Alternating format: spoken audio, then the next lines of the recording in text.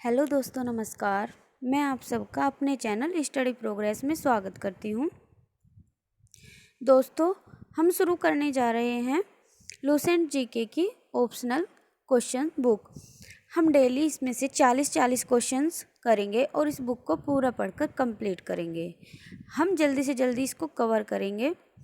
Exam से पहले हमें ये पूरी बुक पढ़ लेनी है। इसमें जितने भी क्वेश्चंस हैं हमें सब याद कर लेने हैं, पढ़ने ही नहीं, हमें याद भी करने हैं।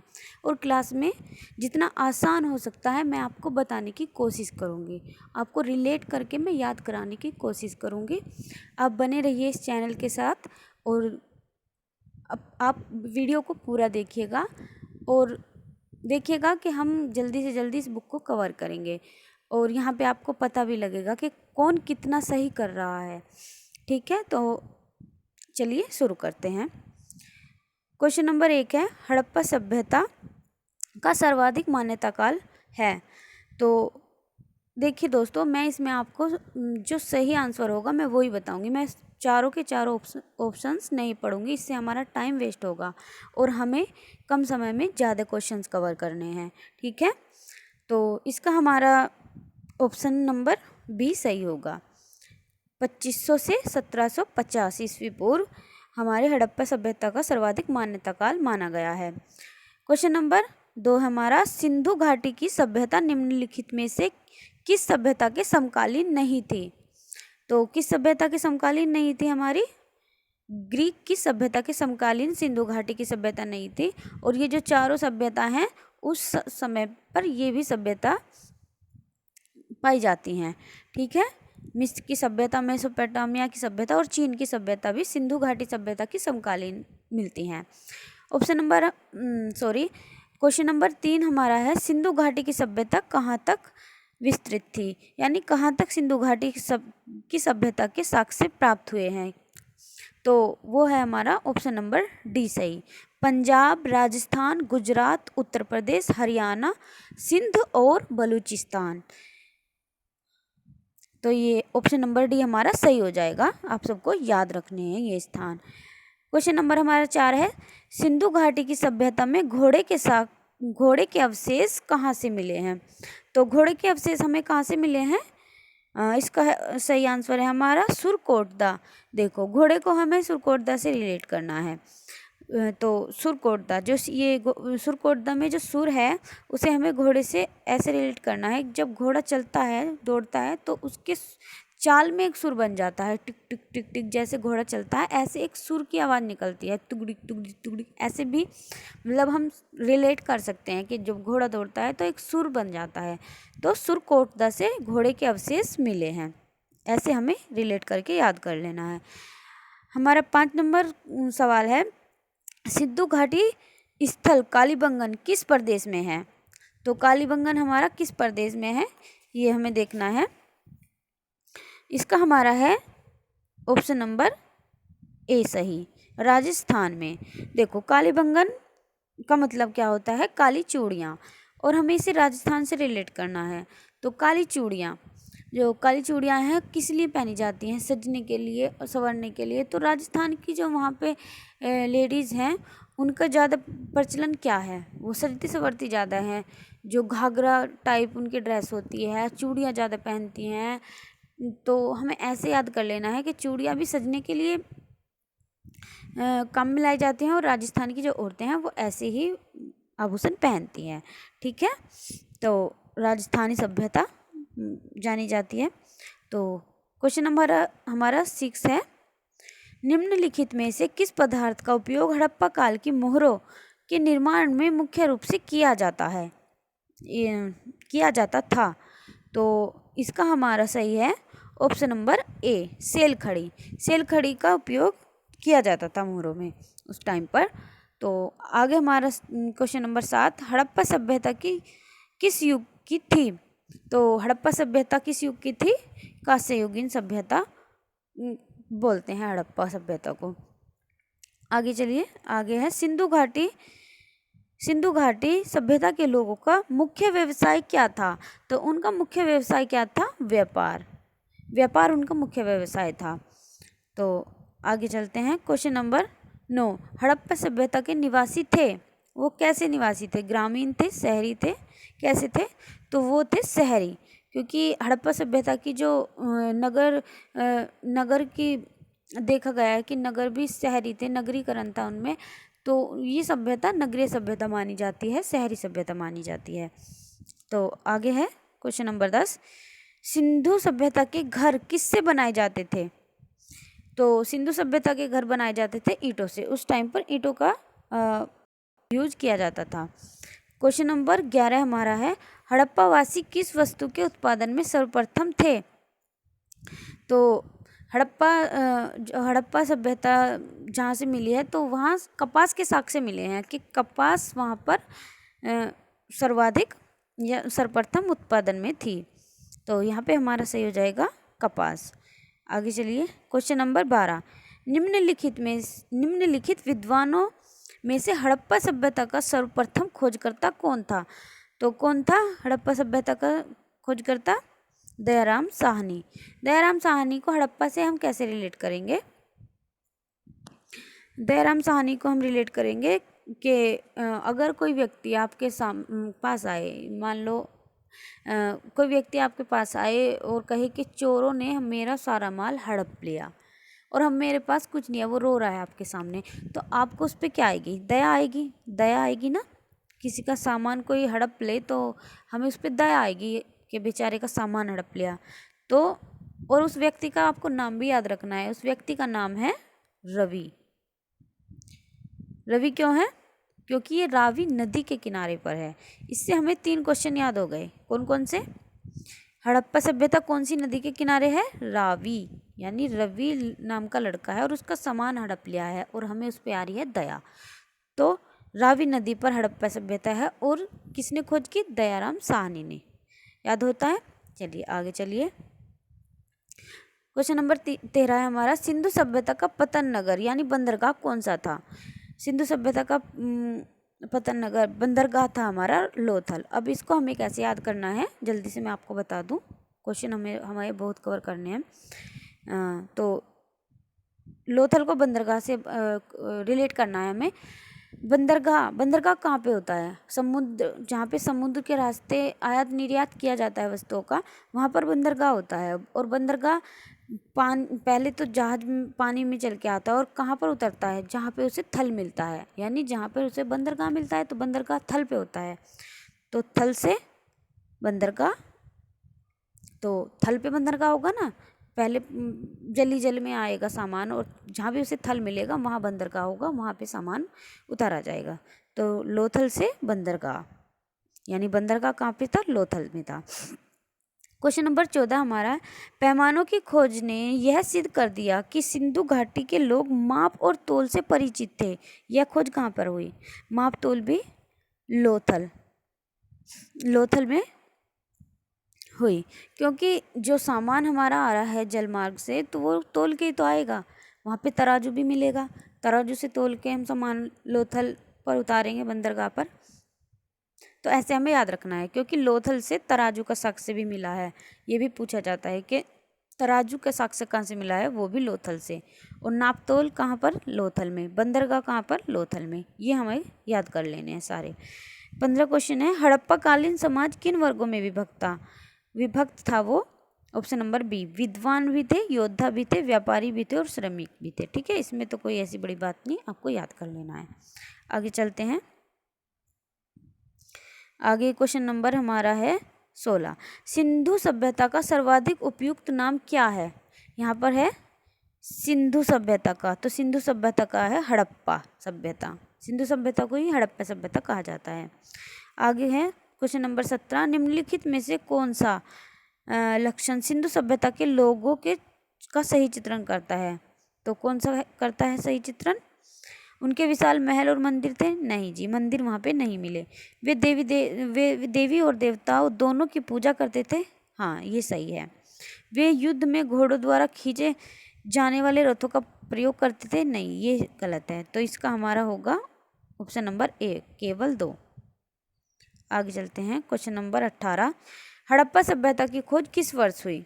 हड़प्पा सभ्यता की खोज 1921 में दयाराम साहनी ने रावी नदी के किनारे की। ठीक है, आगे है क्वेश्चन नंबर हमारा 19, हड़प्पा सभ्यता के बारे में कौन सी उक्ति सही है? इसमें से हमें सही बताना है।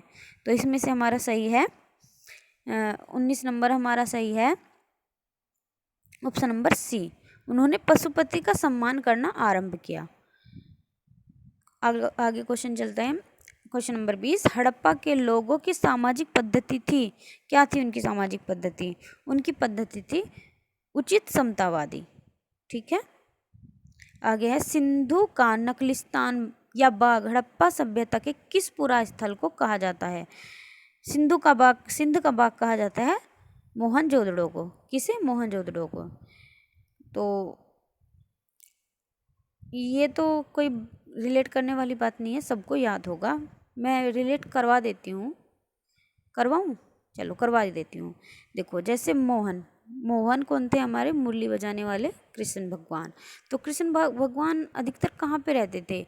गायों को चराने जाते थे तो भी बाग में जाते थे, और वैसे भी घूमने फिरने में वो ज़्यादातर ऐसे ही स्थानों पर जाते थे, बाग में, पार्क में, मतलब ऐसे ही स्थानों पर जाते थे। तो हमें याद रह जाएगा कि बाग में मोहन मुरली बजाते थे, गाय चराते थे। ठीक है, तो 22 नंबर हमारा क्वेश्चन है, हड़प्पा सभ्यता के संपूर्ण क्षेत्र का आकार किस प्रकार का था? तो संपूर्ण क्षेत्र का आकार था त्रिभुजाकार, ये याद रखना है। अब आ जाता है हमारा 23 नंबर क्वेश्चन, सूची 1 को सूची 2 से मिलान कीजिए। तो एक तरफ हमारा स्थल है और एक तरफ हमारी नदी है। देखो, अभी मैंने हड़प्पा सभ्यता जब बताई थी तो हड़प्पा की मैंने ट्रिक बताई थी। तो हड़प्पा कौन सी नदी पर है? रावी नदी। रवि नाम के लड़के का सामान हड़प लिया गया था, तो हमें उस पर दया आई थी, ऐसे हमें याद किया था। मोहनजोदड़ो सिंध नदी पर, लोथल भोगवा नदी पर, कालीबंगा घग्गर नदी पर। ये सभी मिलान सही हैं, तो इसका हमारा ऑप्शन नंबर ए सही हो जाएगा। ठीक है, आगे 24 नंबर, हड़प्पा सभ्यता के अंतर्गत हल से जोते गए खेत का साक्ष्य कहाँ से मिला है? हल से जोते गए खेत का साक्ष्य हमारा मिला है ऑप्शन नंबर सी, कालीबंगा से। क्वेश्चन नंबर 25, सैंधव सभ्यता की ईंटों का अलंकरण किस स्थान से मिला है? तो किस स्थान से मिला है? ऑप्शन नंबर ए, कालीबंगा से। चूड़ियाँ भी सजने का काम करती हैं और अलंकरण यहाँ पर भी सजावट का है। यहाँ ईंटों की सजावट है लेकिन है अलंकरण ही। ठीक, ऐसे हम याद कर सकते हैं। क्वेश्चन नंबर 26, मोहनजोदड़ो कहाँ स्थित है? तो मोहनजोदड़ो कहाँ पर स्थित है? ये आप सबको पता होगा, सिंध में। ऑप्शन नंबर 27, सिंध सभ्यता में वृहत स्नानागार पाया गया है, और ये वृहत बड़ा स्नानागार भी मोहनजोदड़ो में पाया गया है। आगे चलिए, अगला हमारा सवाल है, क्वेश्चन है हमारा 28, सिंधु सभ्यता की मुद्रा में किस देवता के समतुल्य चित्रांकन मिलता है? तो किस देवता के? आद्य शिव, जो शिव के समान लगते हैं, आद्य शिव। क्वेश्चन नंबर हमारा 29 है, निम्नलिखित में से कौन सा हड़प्पाकालीन स्थल गुजरात में था? तो कौन सा था गुजरात में? क्वेश्चन नंबर हमारा 29 का सही आंसर होगा D, Lothal, Gujarat Lothal. Question number हमारा 30 है, मोहनजोदड़ो का स्थानीय नाम क्या है? मृतकों का टीला। ठीक है, मोहनजोदड़ो को ही मृतकों का टीला, मोहनजोदड़ो को ही सिंध का बाग, ये दोनों याद रखने हैं, कहा जाता है। क्वेश्चन नंबर हमारा 31 है, हड़प्पा सभ्यता का प्रचलित नाम है? तो वहाँ पर था सिंधु सभ्यता का प्रचलित नाम हड़प्पा सभ्यता बताया था, और यहाँ पर हड़प्पा सभ्यता का पूछा है, तो हमें बताना है क्या है इसका? सिंधु घाटी सभ्यता इसका हो जाएगा। तो इसका है सी, सिंधु घाटी सभ्यता। क्वेश्चन हमारा 32, सैंधव स्थलों के उत्खनन से प्राप्त मोहरों पर निम्नलिखित में से किस पशु का सर्वाधिक उत्कीर्ण था? तो सर्वाधिक था बैल का, इसका हमारा हो जाएगा 32 नंबर का सी। आगे है 33, 33 नंबर क्वेश्चन है हमारा, सिंधु घाटी सभ्यता जानी जाती है। सिंधु घाटी सभ्यता जानी जाती है अपने नगर नियोजन के लिए, मोहनजोदाड़ो एवं हड़प्पा के लिए, अपने कृषि संबंधी कार्यों के लिए, अपने उद्योगों के लिए। तो इसका हमारा 33 नंबर क्वेश्चन का है हमारा ए सही, अपने नगर नियोजन के लिए, शहरी नगरीय सभ्यता थी ये। 34 नंबर क्वेश्चन का है, सिंधु सभ्यता का कौन सा स्थान भारत में स्थित है। तो सिंधु सभ्यता का कौन सा स्थान भारत में स्थित है, लोथल। कहाँ पर है, गुजरात में। ठीक है, तो